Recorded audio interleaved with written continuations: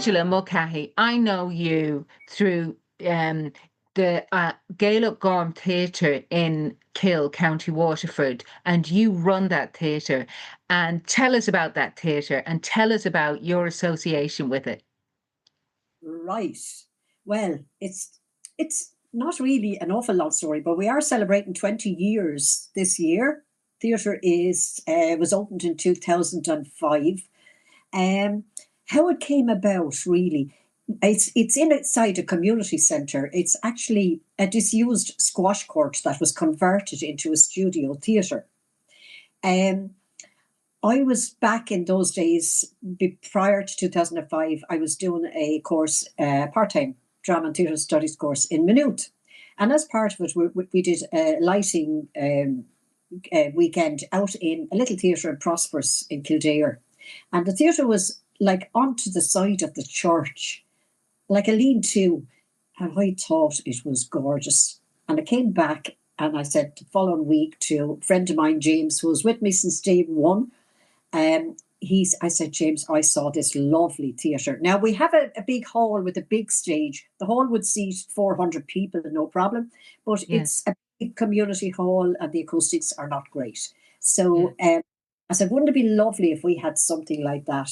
So the two of us walked all around the centre. We hadn't 2 cents to rub together, but anyway, we walked all around the centre. So where can we put this? Where would we be able to put it?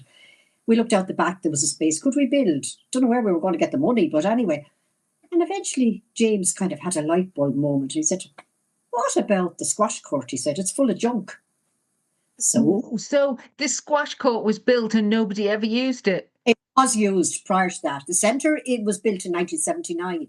Yeah. And it was used, yes, for a number of years, a good number of years, but squash had kind of died out in the village. And Yeah. it was being disused. And you know what happens when you have an area that's disused? You fill it up with everything and Yeah, anything, exactly. Yeah. everything that you want to hide. And just like a room in your house that you're not using, Yeah. because that's what I do. And it was just full of rubbish, literally, things that just needs to be put out of the way. So we approached the committee at the time. Now, we were both on the committee as well of the community centre with our idea. And the looks on their faces said enough, and they thought we were mad. So we kind of went on a bit and said, oh, sure, look, we'll see what we could do, how we could make it workable and convince them and all that. So eventually we did, and they came around to the idea. So It's amazing, Angela, when you go into the space, you go, how perfect. A squash court is actually perfect. You've got the rake seating in there, the space for the technical and the lighting desk upstairs, or you can have it downstairs. And yeah, then so you've the rake seating and then the stage on the yeah, ground floor. It's so absolutely. perfect. It's so It's perfect, perfect. perfect. And I don't know what walls in squash courts were like, but my God, the acoustics in there are just brilliant. We were Aren't just, look, they just? they're brilliant. Yeah, they're brilliant altogether. So did you So, design the theatre? well, James and I designed the theatre. I spent one Sunday afternoon trying to make a model box, like you would be doing for a stage play or whatever, made a model box. And after cutting the kitchen table a few times and doing a lot of damage, I phoned James. I said, would you meet me up in the centre? I said, I'm trying to do something. Now, James is fantastic at making props and things like that. So he made the model box. Sorry, I have a picture of it now, but it is lovely. And we knew then what we wanted it to look like, exactly what we wanted it to look like. And it turned out that way. So it And was that's brilliant. 20 years ago. And you have a great audience there. Like I've done, I think I've performed there 3 times, and you have Yeah. such a brilliant audience. So how did you build up that audience for your shows? Well, to be honest now, it wasn't that difficult in the beginning because in 2005, now that's like 20 years ago, there was always an audience for, there was always concerts and stuff used to go on in Kill, and Kill had a great name for drama groups and way, Oh, yeah. and so there was a kind of an older group there. Oh, this is great, like, and it's lovely in small space, and we can hear everything and everything. So But by degrees, I had to build up a new audience because those people passed on over the years, and I built up a new audience. Yeah. And so now we're the older ones. But anyway, so I built up a great core audience of people from the surrounding area, but some come from Dungarvan, some come from Waterford, Tramore. So I have about 300 people on my text list Yeah. that every time I have a show on, I can send them a text message about it. And that's how we advertise the shows really now. It's the best way. People get it. People read their phones. They don't read the papers. They don't read posters Yeah. and shops. They don't read Yeah. anything else, but they will read their phones. So Yeah. it's a great way. Yeah. So I'd rarely, I mean, there are different people for different types of theatre. Like some people love serious drama. Mostly they love comedy and kill, I have to say. They Yeah. love comedy and kill. But they love music, some music too, particularly Yeah. traditional. And actually, for the weekend coming up, we have Monday on the Saturday night, and Monday's always a great take and kill. Yeah. So yeah, so yeah, we built it up, but we're constantly getting new audience people now. It's Yeah. great. But are you a kind of a one-man band keeping it going with the programming and everything? I do that. Yeah, I do the booking of the shows and that.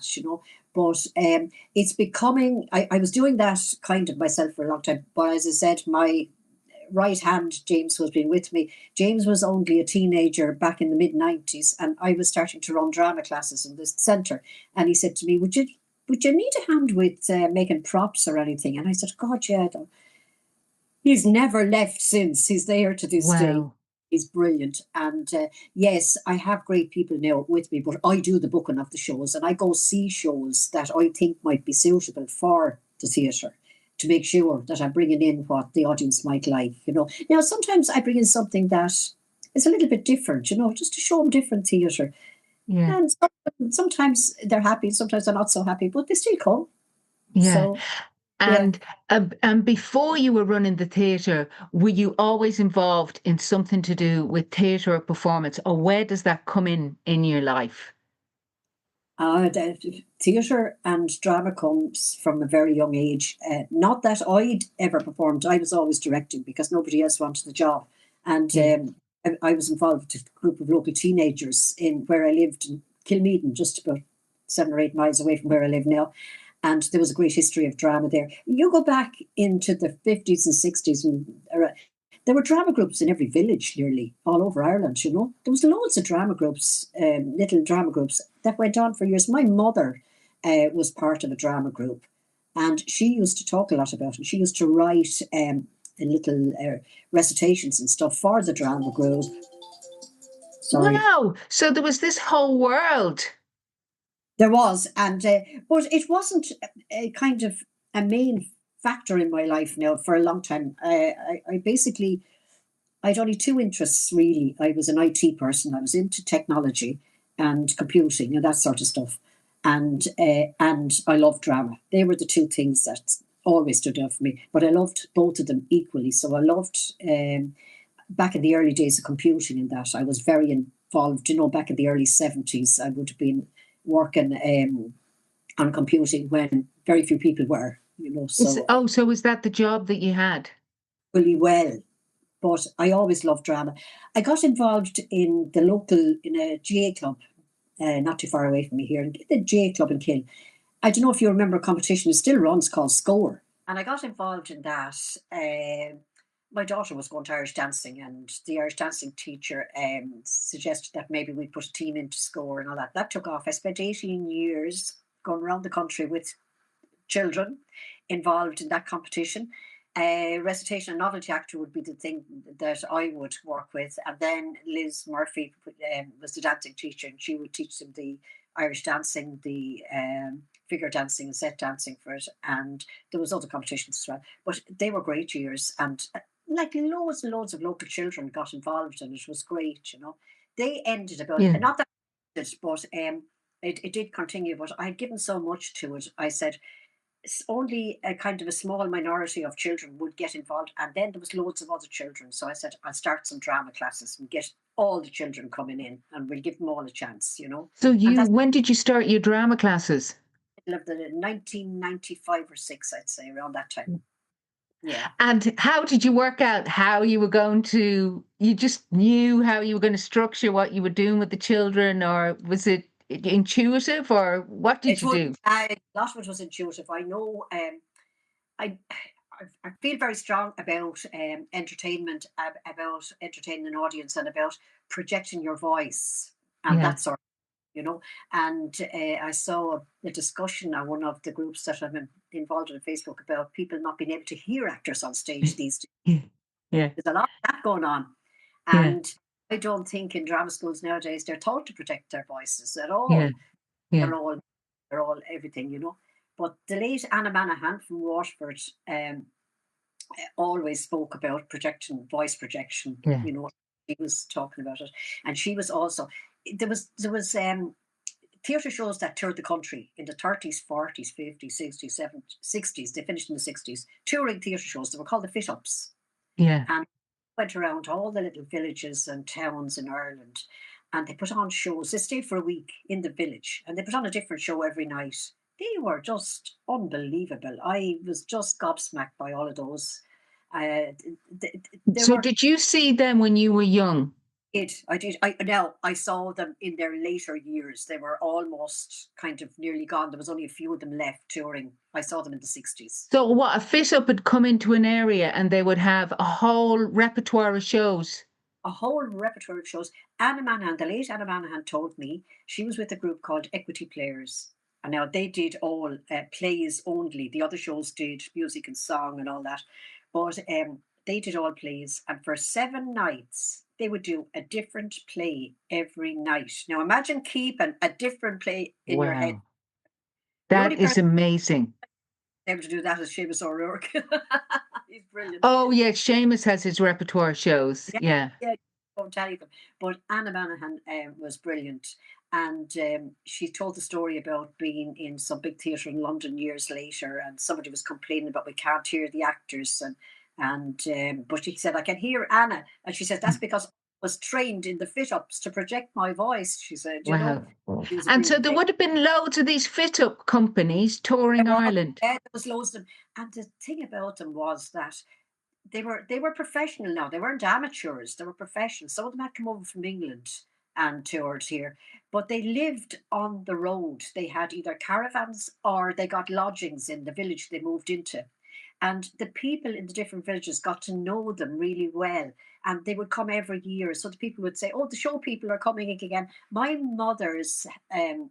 grandmother had a lot of them stayed with her in Kilmeaton in back in the days, and my mother used to talk about the show people and how good they were. So I knew a lot about them. And some of those companies would come from England, like the rep companies that used to tour in Some of England. them came over me, but but they stayed in Ireland. They stayed going around in Ireland. Like they. I'm trying to think of some of them that went into Glenroe and Tulkerroe and the Reardons afterwards on the telly. They all came from the fit ups, those actors. Well, You know, it's like they had that thing in England, rep theatre, and that is yeah, where actors used to train, and it was the same thing. They had a repertoire of yeah. plays, and you'd be doing all sorts of roles, or you might actually be doing technical support. That is the thing about the fit ups that you not alone did you perform, you could be hanging the lights, you could be setting up the sound, you could be even Yeah. setting up now the chairs, you could be taking in the money at the door, you could be selling the raffle tickets. It was all part. They were a company, and everybody did all the jobs. There was no, And separate. Angela, was it television that spelled the end for the fit Uh, ups? Absolutely, it did. Yes, yeah, it did. It Yeah. did. Um, I mean, when they come into a village, people.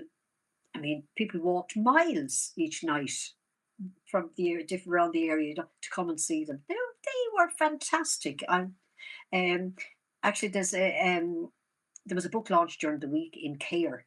Care Historical Society about a lady now who all about the fit ups. There some of them were kind of circus type as well, but mainly they were drama and music, all that. And that was very good. But in later years, around I'm trying to think, 2008, I got an opportunity to do a year with Nematon TV in Ring, and I did a course directing for television. And I got an opportunity to make a documentary about those fit ups. It was shown on TG Cahir a couple of times and that. And Oh, but I, if anybody wanted to see it, where could they see that documentary? online now, it's on YouTube on my channel on YouTube, Angela Mulcahy. But I didn't go into the shows and what they were doing. I spoke more about their lifestyle, which I was totally Yes. fascinated by. Yeah. Imagine living on the road. Imagine having no home, like. Well, I mean that was what performing was like, and Yeah, and when you just think of the whole strand of performance that was there that television killed, because in England not only did you have the rep, we had this great music hall tradition, which is right. kind of the precursor of comedy, vaudeville, music hall in England, and it's amazing when you tour in England, all the strata of theatres that they had. It was such a part of the world, and entertainment before television. But you often don't realize that there was this whole world in Ireland too. Oh, there was this. This was absolutely fantastic, and in conjunction with our 20th anniversary, um, James and I decided we'd kind of do a little booklet about the theatre. But James said to me one day, he said, "Why don't we actually research the history of drama and Kill and the fit ups and all that, that came to Kill?" And there was one gentleman in particular, he's elderly now, Martin Kennedy. And Martin, we interviewed him, and he remembered everything because he was hugely into drama and all that. And he told us all the stories about the shows. We have all of that in our little book. Now, we're actually after cutting, it's not a booklet anymore, it's a book that we're going to, Oh, pub brilliant. for the 20th, yeah. And it's all about, not alone about our theatre, but about drama in the whole area and the fit ups and the travelling shows that came. Yeah. And when those fit ups went around, like in England, they had this great circuit of the Victorian theatres and that whole tradition. But the fit ups, where would they play? There would be community halls, would there? Or But some of them had what we would, the reason they were called fit ups is it was like a circus tent that they could actually put up themselves if there was no oh, they hall. had their own little They marquees. had, yeah, they had, yeah, yeah, yeah, they had. And they'd set that up, and it was almost like a circus tent. It was more or less like a circus tent. I'm sure they weren't very warm or anything inside, like, Yeah. in the It, winter yeah, time. was it sound like a tough old life? And what would have been Most in their repertoire? Would it have been plays they were writing, or was it English plays, or what? No, they would. Most of them consisted of. They'd have an open chorus. They'd have music. They'd have singing. They'd have maybe a mime act, and they'd have really pieces of drama. There was really good pieces of drama, short pieces, but they were very dramatic. And then they'd have a comedy sketch as well, Oh, But they, so each little show was like a variety evening. a variety evening. Yeah, exactly. And so they would have a whole repertoire of different variety evenings. Yes, yeah, they Oh, were. They and were how many performers would be in a fit up? performers. They could be, I suppose, about 20, maybe. I'm not really sure. But some of them were families and others weren't, Yeah, and yeah. just groups. But there's great stories about them. And it's an era that is not very well documented at all No, it's because not. no way of documenting it. I mean, Yeah, there's no video really, very, very little altogether. The last of those shows I saw were called the McFaddens, and I saw them about 1968 or 9, I think that was the last one I saw, and they were fantastic. Now, I mean, their dress up, their costumes, everything was fabulous.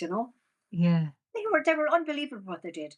But I was, I was really impressed by them. I was very passionate about them. But years later, I got involved in the pubs variety competition with a local pub, and just putting a half an hour's entertainment together for a competition.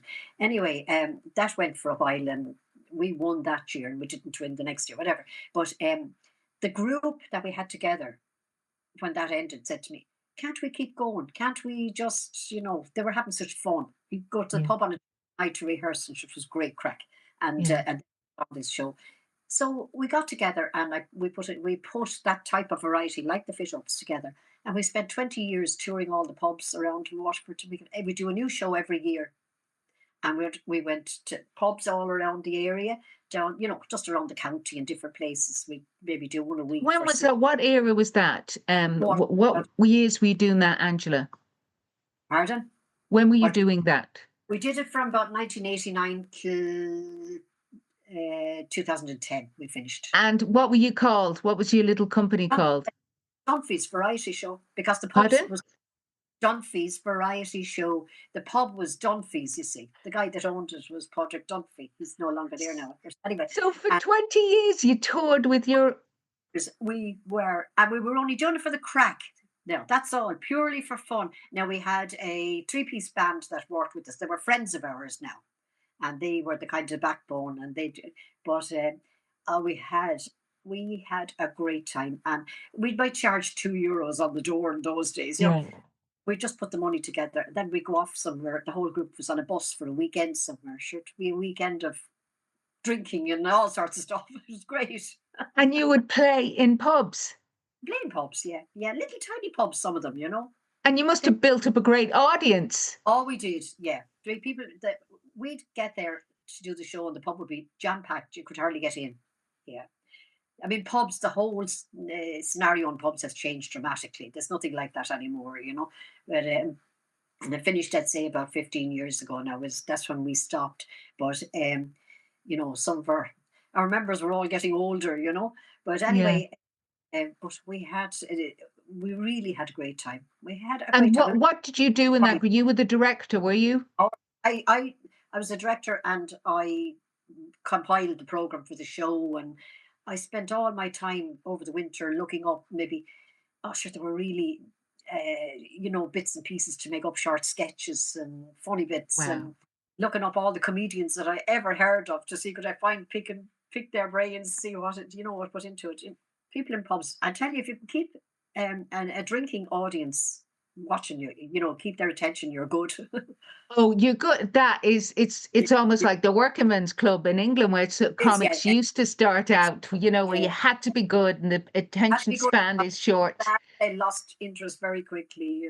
But it was quite unprecedented what you were doing because Well, it was it was, really, it was yeah, it was probably, but it was kind of. We didn't even think about it. We just met. We were a group of people who really enjoyed. It was 17 of us, and we wow, loved 17. 17, and we loved what we did.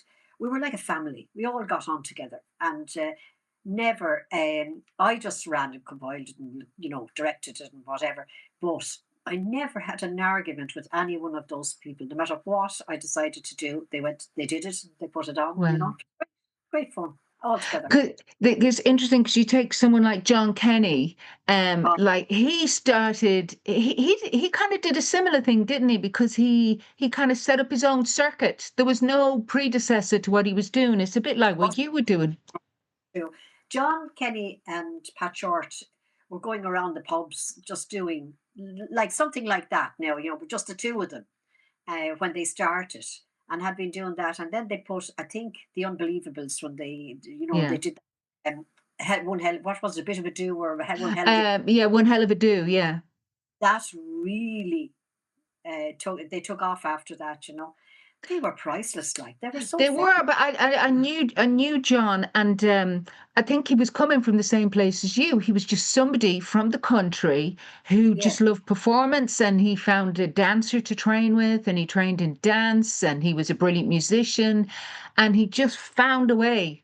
yeah. Oh, he played our theatre, and Yeah, he was lovely. He was a really lovely man. I was so sorry to hear of his passing, but I couldn't believe it either. So young. uh, that's now. Angela, tell me about your background. Where were you born? And do you mind saying when you were born? Do you mind saying what age you are? It's a few years ago now. I was born on the 4th of August, 1947. Wow. So So that makes makes you, I'm 78. wow.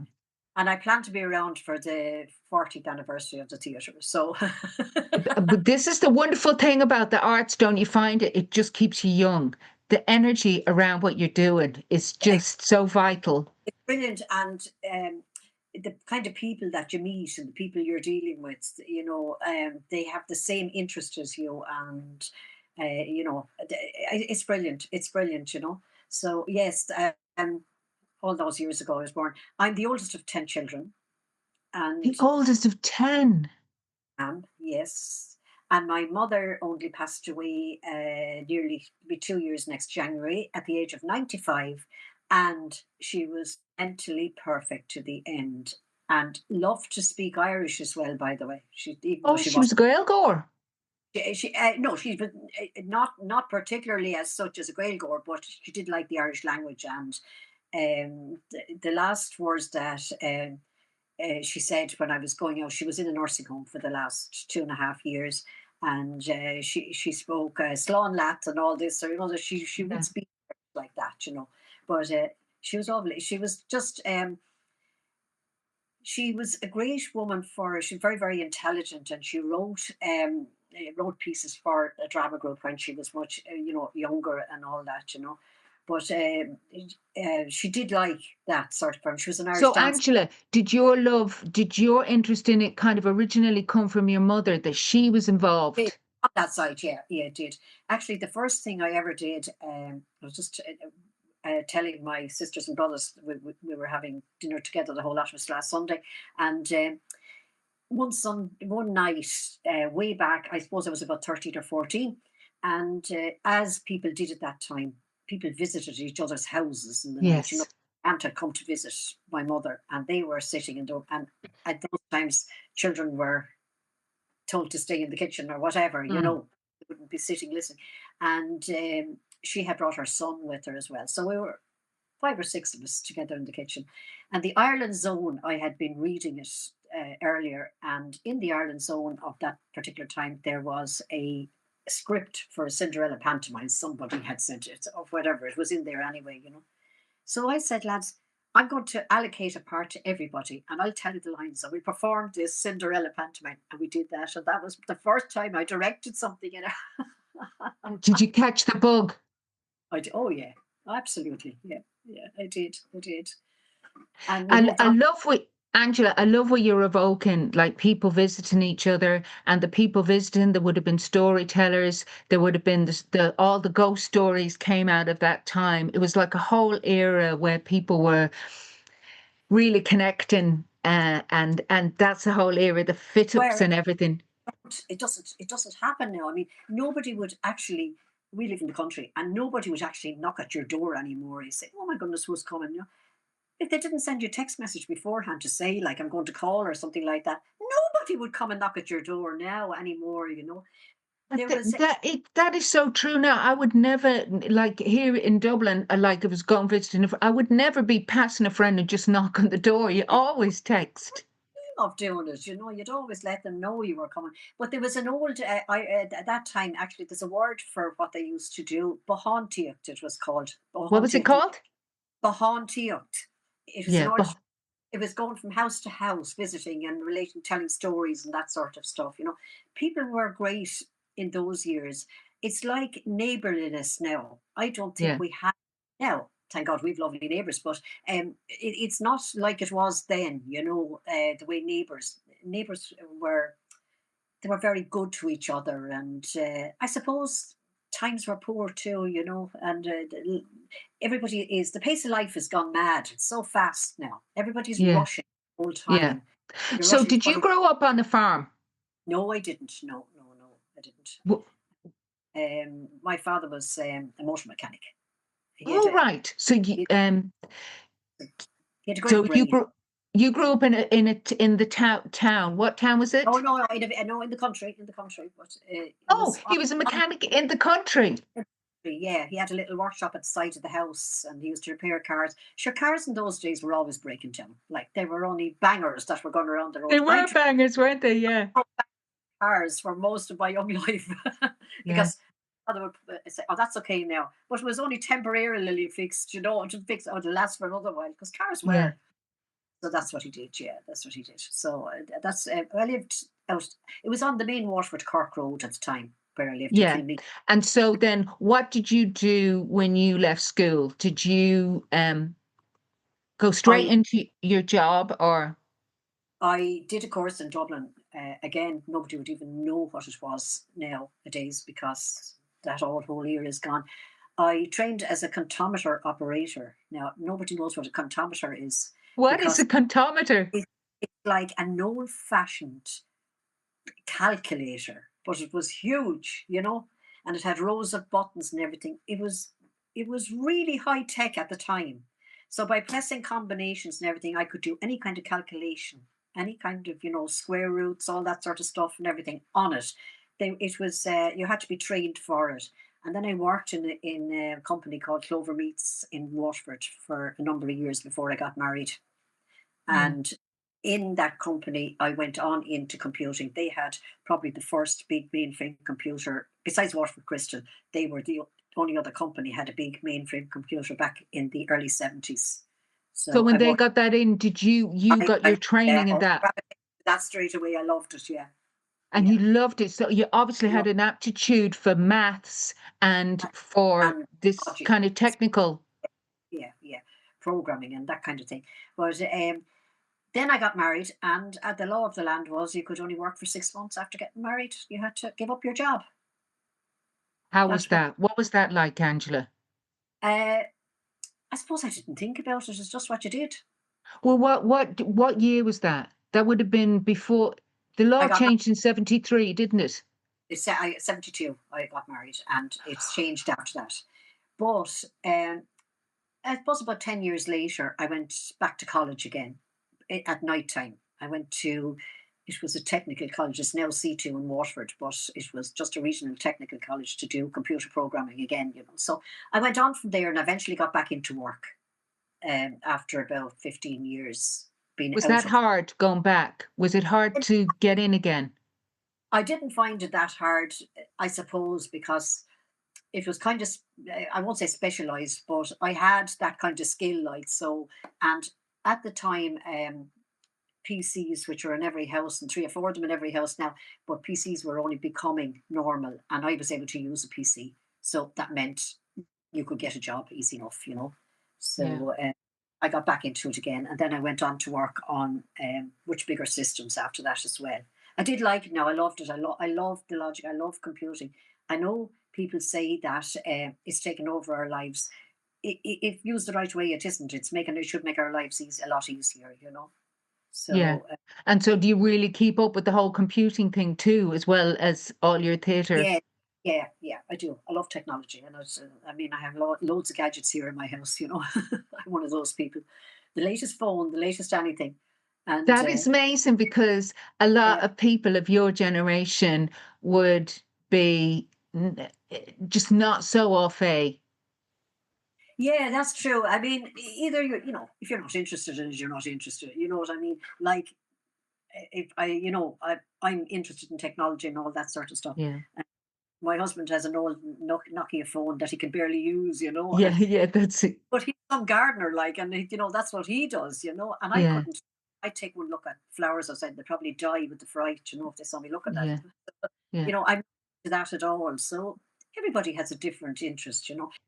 Angela, I am rubbish at technology. Oh, jeez. That's that's why I'm in awe of you that you're so. I'm like, Yeah, I'm like I that. I'm like that. Don't understand. yeah. Well, I have to ask you, like, because you keep abreast of it all, like, what do you think about the whole moment with AI and artificial intelligence is coming in? Because that's like a whole other frame. I'm It is. interested in your perspective because you've been involved in computers since the beginning. I don't think that artificial intelligence is really what it says it is to any great extent. Like people are saying, oh, I used that people can find out things about you. They can only and all that. You can only find out what's out in the public domain anyway. So Yeah, I mean, no, they can't do any more than that. Uh, yeah, this really is probably the way forward, and people are using it, and that's it. I yeah, just think, like I find it, even though now I'm into technology and all that, if I sit down to write something, maybe an article or something, sometimes I say, oh, I can't phrase that properly or whatever. And sometimes you can find a way then through that of phrasing it better. So if it helps you, all the better. yeah, But whether it's going to take over our lives, I don't know. I don't know. We mm, still have our brains, I hope. yeah. And I think that that is the wonderful thing about the whole connection with theatre, that it is people to people. Do you, what effect did you find with the whole COVID moment? Did you find after that people really wanted to come back to being together? Or did it Did Did it they? take a while? It took a little bit, but it didn't take that long because people were just dying to get out anyway. Number one, and Yeah, second, I don't. I really personally feel that there's nothing like live performance for entertainment. yeah, You can watch any show on TV, but to be sitting in a little theatre, and see a live performer come out there and entertain you, nothing will ever replace live performance. I don't care what kind of TV or anything like that. You never replace it. The atmosphere, because sometimes people might say if we do, um, or we have our own theatre group, and they would write pantos for the group. They get together. They're great at making it all up, and they're great stories, and it's just local. And say, well, I wonder if someone said videos and maybe other people might. I said no, I would yeah, not. No, no, no. You've to get the buzz from that and to get the entertainment. You have to be sitting in that theatre and you have to be yeah. there. Performance. You won't beat a live performance. I Anything. No agree. I theatre, agree. nothing will ever replace it. There's a sheer magic in it, and It's, I feel a similarity with you, Angela, because like I grew up in a rural area, but I just had that passion for performance. And yeah, it's so yeah. funny, when you grow up in that kind of rural situation and it mightn't be there, but you go, I have to be on stage. I don't know how it's going to happen, but I had to be on the stage. You had your directing moment where Yeah. you went, this is And what I I want to do. also, I also definitely believe that if you really want something and you think enough about it and everything, things will fall into place eventually. I love a chat. I love the whole I love everything you've evoked, Angela. Um about the fit ups, about you touring with your own show there, about your Yeah, own experience as a working woman, and that you just missed it by 1 year when the law changed about the marriage bar. Um, yeah. also, I love your attitude to that because you just went, that's just the way it was. Well, we just got on with it, I mean, I was raising But children, was there whatever. not, I'm interested, Angela, was there not a bit of you going, this isn't bloody fair? Well, I suppose I thought about it afterwards when they removed it, and I thought I could have been still working, but I don't know would I have been still. I tell you, I feel, um, Yes.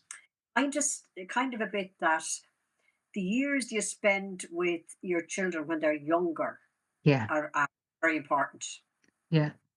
And I And didn't you go back. know, a wonderful thing. Well, it's a thing. I don't have kids myself, but I've heard women talking about this. That what happened that was when women could work, the whole economic shifts so that nobody can survive without the two incomes, and now Right. people are under that pressure.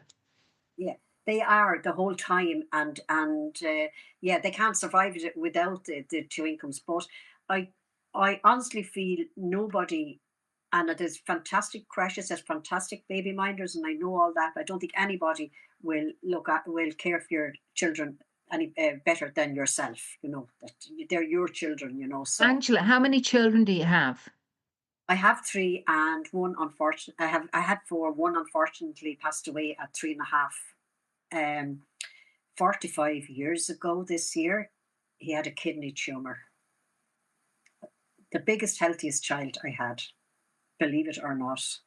Yeah. And I had another boy 2 months, I had another baby then 2 months after Colin passed, Anthony. 2 months And after.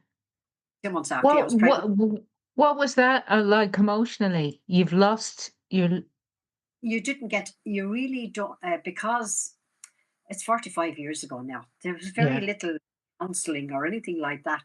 yeah, And yeah. you got you knew you had to get on with it. And then when you have a small baby, you have to look after the small That's baby. the whole thing. But Yeah. Anthony is like me, into the theatre, into I was performing. about to ask you that. Yeah, yeah. Are any of your kids, have they got the bug? So Anthony has. And yes, yeah. And he lives in New York now. He's been there 19 years. But he did a good bit of songwriting in his younger days. He's a bit of a singer songwriter and that. But Oh, what was his since name? Um, Anthony, Anthony Mulcahy, that was it. Anthony Uh, Mulcahy. Yeah, sorry. yeah, yeah. And I don't know. He he did went to New York and became the Mad all right. Gandolfo or something. But yeah, Oh, no, no, no. yeah, And he did all that in New York for a good number of years, but he got to a stage where I think he might have got tired of it or whatever, and he decided one day to buy a camera, and he's now a fantastic photographer and cinematographer. But he's one of those people. He just puts his mind down to things and he does it, you know. So he's interested in filmmaking, and I'm interested in filmmaking. He's interested in theatre. But my other two children are my oldest son Brian. Brian's a painter and decorator, and he gets all the jobs of painting the theatre and doing all the jobs that I need done up there. yeah. Barbara then is she's a real she organizes. She's a real family person. She organizes all family events. She organizes us for to do all the different things. So they all have their own, you know, skills that they're really good at. And you know, she helps me out when I'm up to my ears doing things and that sort of stuff. You know, And do you so go they're out to New York to? Do you go and visit Anthony in New York? I do, yes, yeah. I was out there in March this year, but Oh well, a yeah. few years before that because of COVID. But I used to go twice a year, and the odd time 3 times a year. And would you check out the theatre scene there? I do. And Yeah. when I was over in March, because I knew we were having the 20th anniversary, and you know, you've been in our place, it's a community centre, you know, and it's an Yeah. older. But I thought, well, we're going to get all this hallway by the theatre now. We're going to get it really decorated, make it very classical, theatrical looking. So I Yeah. went around different. I went to a performance actually in a small theatre called the Ruby Theatre. It was called Drunk Shakespeare. It was brilliant, this performance. I saw it. We always go to something different. Anthony will always have sussed out something Yeah. different. Like, Yeah. but I took photographs of the fire and all that sort of stuff, and I said I got my ideas. So now, along with Rosemary and James that help out with that, we have picked out paint and wallpaper. You won't know the place when you come back. It's going to be Oh, I'm beautiful. looking forward. I'm so looking forward to coming. I- all that group, they're all as excited as what I am now. I was the one who was always juiced up. Now they're all juiced up. Yeah. So it's yeah, it really is good, you know. So yeah, he's great. He's making short films and he's been doing very well with it. Now he's really passionate about it. He loves it, you know. Oh, But he that's has a day wonderful. hobby, Pardon? by the way. He has a day job. He's Yeah. like, no, but this is his hobby, you know, and he loves it. Yeah. But he's a great music photographer. He does bands, you know. That's what he does. Yeah. Wow. Worked a good Amazing. Glenn Hansard and that now he'd be, you know, Oh that yeah. yeah, in the States. So yeah, that's what he does. So they're all I would great. All great I'm now. interested in the frame of like you running your theatre. Are you funded at all, or did you just create this off your own bat and you never got involved in the official? Not. We never got a cent in funding. We did it ourselves. We ran a race night in the pub. That's how we started. We got a couple of grand on that. We at one stage published a magazine locally, and we made money from the ads in the magazine. That lasted a couple of years. It was horrendous work. I used to be up Yeah, all night trying to get it finished, you know, but we did make it. And but like the architect who designed and had to do all the planning work for us and everything, he said, I think you're one of these people who just thinks of things and they fall out of the sky. Because one day I got a call, and the Forum Theatre Waterford, which was quite a big theatre, were restructuring their venue completely, and they were making it into a music place and whatever. And they had 300 seats that they were literally yeah, giving away. So I got a few bodies together. mm, There was no changed hands, nobody got paid or anything. Now, yeah, unbolting those heavy, theatre seats are heavy, you know, the older ones, yeah, and were specifically made for the Forum Theatre. They were made in Waterford, actually. So, friends that I had worked with, guys I had worked with, and the people on the committee in the centre, some of them are farmers, and they got horse boxes and trailers. A whole convoy went into wonderful. them, unbolted all the seats, and got them all out to kill. We It's only need a set. wonderful what you can do when the passion is there. I mean, that's one thing I would think about funding. I think that it sometimes removes the essence of the whole vibe from the audience. Funding is difficult. It's difficult. I mean, the applications are difficult when you're competing with others and all that. Now we have got small little bits Yeah, of funding. Waterford, the Waterford Arts Office yeah, occasionally. Um, I just feel yes, you have to like the amount of admin that goes on around it and all that sort of yeah, stuff. yeah, I prefer some small businesses helped us as well. Have given us a yeah, few bob here and there, yeah, but I really think we work for our money. We just make yeah, yeah, and we'd run a raffle or something as well, and yeah, then yeah, support it. And another thing that we do, which is kind of related, not so much related to theatre, but within our community centre, we actually have what we call a community support group, which is supposing, to help out anybody in the community that might be going through a tough time or might need some support. So we have a kind of a separate fund for that. And that fund is generated by the theatre. We might put on a show some night specifically to raise money for that fund. And people are fantastic at supporting us. And we actually have this Thursday night in the community centre. It's actually going to be held in the theatre now, a health and well-being night. And we have professional speakers, and we'll be able to pay those because we raise money to the theatre. We ourselves, That's we just, amazing. So it's like your whole theatre enterprise brings a yeah, whole other energy to the community. yeah, Yeah. it does. Yeah, yeah. Angela, do you know of any are there other theatres in the country like yours, like run from community level, like you are doing it? I'm not really sure. I don't know. There isn't in Waterford anyway, but Yeah. yeah, no, I'm not really sure. Who does a great job in Cork? Jeff Gould does a great job with he does a fit up festival in Cork. He's very good, and Oh, where's but that? Is that in Cork City?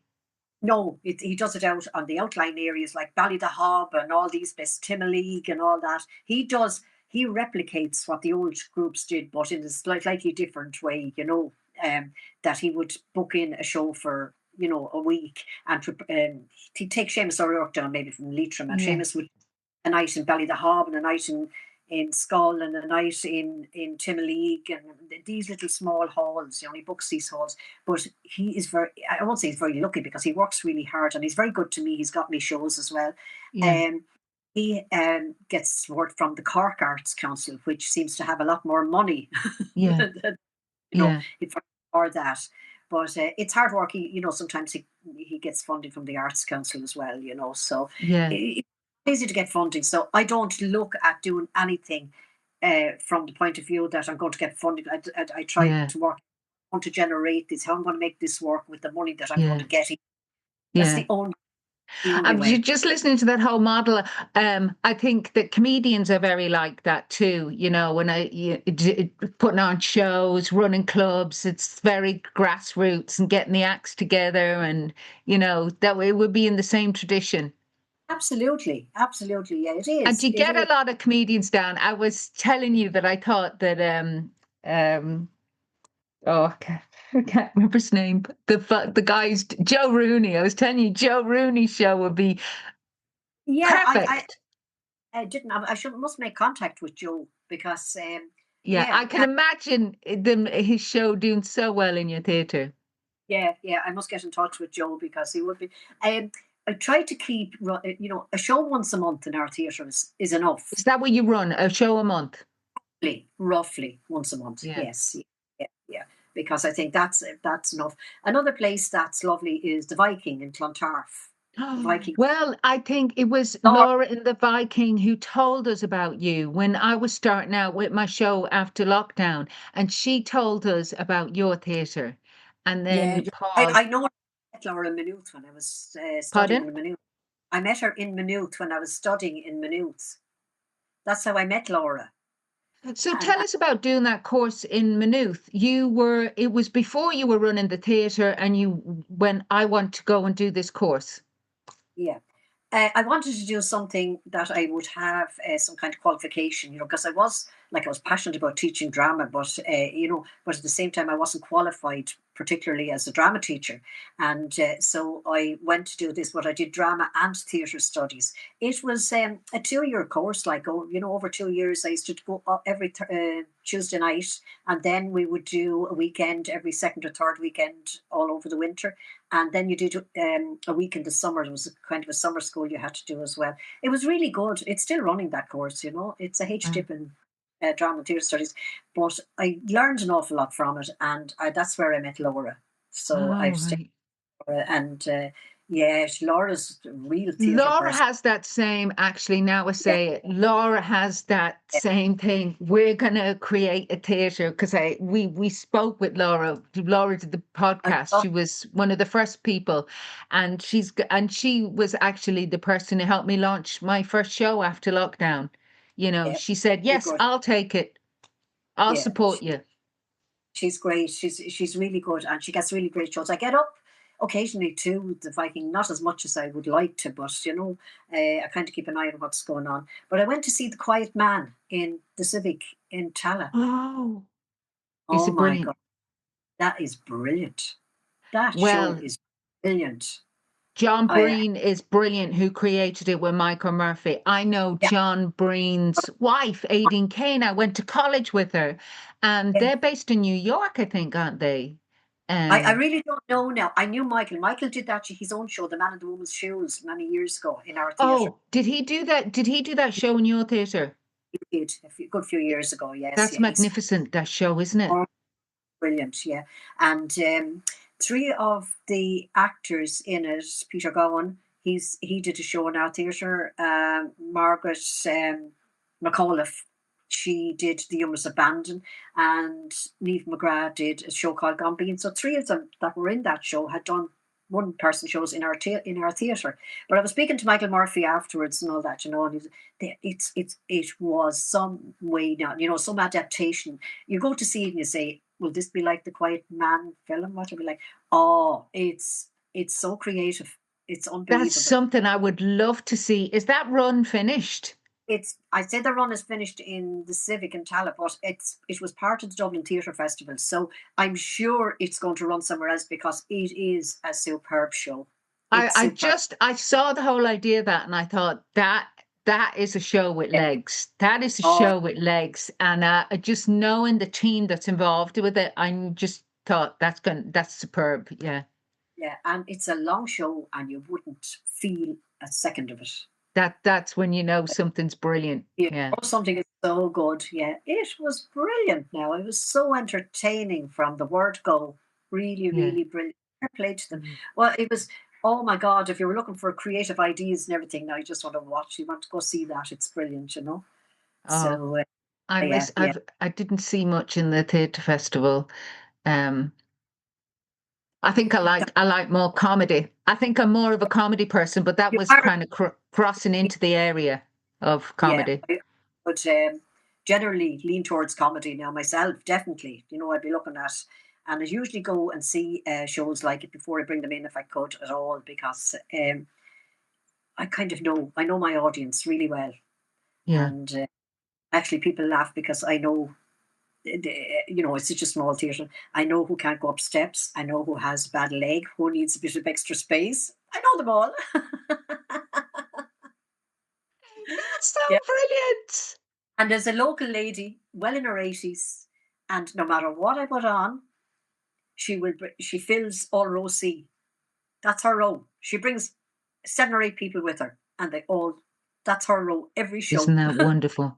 Isn't that Brilliant. wonderful? And we've come to that. We've got to that stage now. Yeah, yeah. Oh, that is brilliant. Fantastic, yeah. And James, as I was telling you, who works with me, James is very literary now. He reads a lot. He has written a play himself, and we're going to put Yeah. that on our local group next February. Oh, It's brilliant.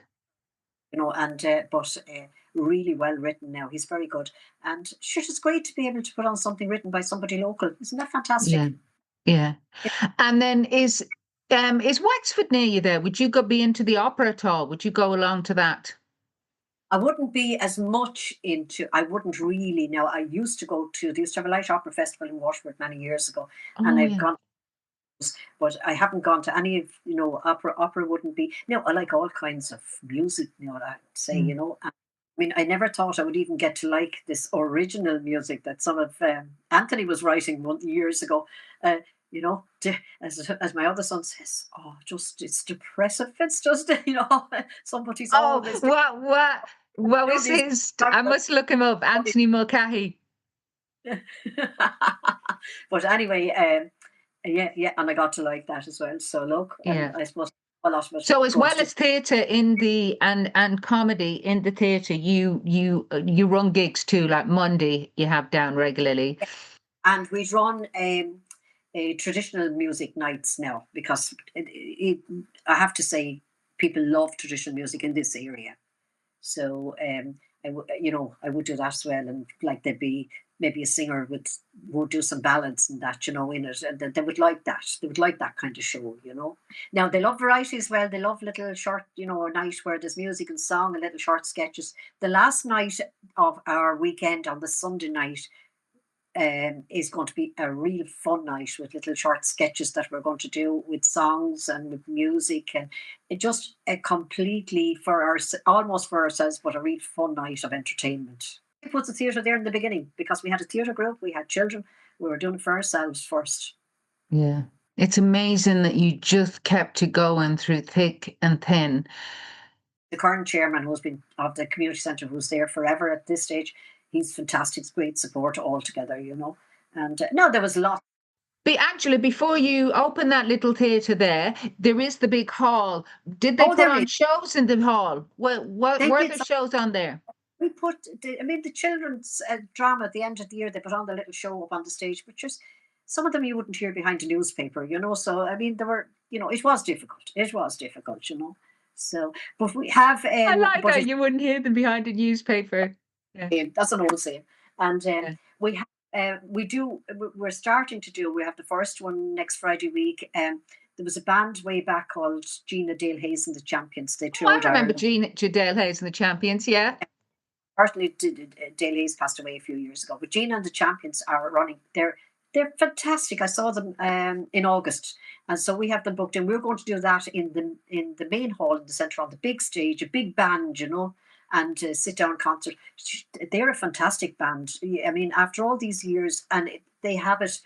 They have such a well balanced set and all that. The way it really entertains. Like it's not just for dancing; it's real entertaining. Where there is no Oh, dancing. Gina Dale Hayes and the Champions, would they have been in the era of the coming out of the dance band era in Ireland? They would, yeah. Oh, they would, Yeah, yeah. They were because that was a whole other era too. The kind of that there was a big shift where you had this huge world of dance bands, and then it just changed with recorded music and discos, and that went. everything probably goes through cycles. So there's no Everything goes through so cycles. Yeah. apart from us and theatre, that's going to last forever. Yeah, I sometimes think it myself with comedy, but I think, wow, I've been chipping away at this for 35 years. Yeah, and But people love it. I'll tell you why. Mostly, I see people coming into the theatre, and a lot of people I know, most of them I would know actually personally, because I know them from coming in, and nobody knows what's going on in anybody else's life outside of they come into the show, and they come in, sit down, fold their arms, and they really want either a good laugh or to be well entertained and to be able to forget about all the other things that might be tormenting them, and yeah, that's when you're winning, and definitely what you're doing is exactly that. yeah, yeah, I feel that, and I love that idea that it has some purpose, Totally, it lifts. that it has that big, almost spiritual thing, that it Yeah, has a genuine, real function in the world. yeah. Years ago when we were on the pubs show and in the local pub where we were doing it, and there was a middle-aged lady. I shouldn't say that now anymore because I'm way past it even. But and she used to come to see the shows, and she wasn't a pub person. She wouldn't normally go into the pub, but she'd go over to the back. But the pub was small, and she'd stand up against on the seating at the back wall so she could see it properly. But anyway, she came up to me one night and she said, "Angela," she said, this is better than a visit to the doctor, she said. It's some tonic. Yeah, it is. He went home, uplifted. To Brilliant. be in a room with people laughing together is Yeah, just magic. The yeah. energy of human beings together. Better than any therapy. It's the best therapy of the lot. Oh, it is. And it's wonderful in a small community. Absolutely. It's fantastic, I think it's Um, fantastic. what is the next show that you're having on, Angela? I have a show on let me think, next Saturday night. And it's an actor from Waterford named Dean Sullivan. He's written this piece himself. Now, I haven't actually seen it. It's called Son of the King, and it's about Elvis. And he'll be singing some Elvis songs in that through it. But he's performing a story about something to do with Elvis. But I know he's a good actor, and I know it'll be a good show, But Yeah, that's different again, it'll be great, yeah, Um, and there's two other people from Tremor who have a little theatre group, which is only down the road from us, and they do fantastic stuff. There's great stuff going on, like yeah, yeah, I know it's not all comedy, but there is a lot of theatre going on. But I just believe that you cannot beat it. You cannot beat live yeah, performance, and you yeah, can't beat it small, intimate atmosphere. I think there's yeah, nothing like where you can be so close to the actors, you can see and hear everything. yeah, Yeah, yeah. no, no, it's fantastic. It really is. So anyway, we're going to have a great weekend at the end of November. We're really going to Uh, celebrate. Thank you so much for talking to me on the podcast and chats. And I've really enjoyed this chat with you. And I just admire so much what you're doing. And here's to another 20 years. Thank you very much, Anne, for having me on. Thank Thank you. you. I'll see you, Angela. Bye. Bye. Bye. Bye.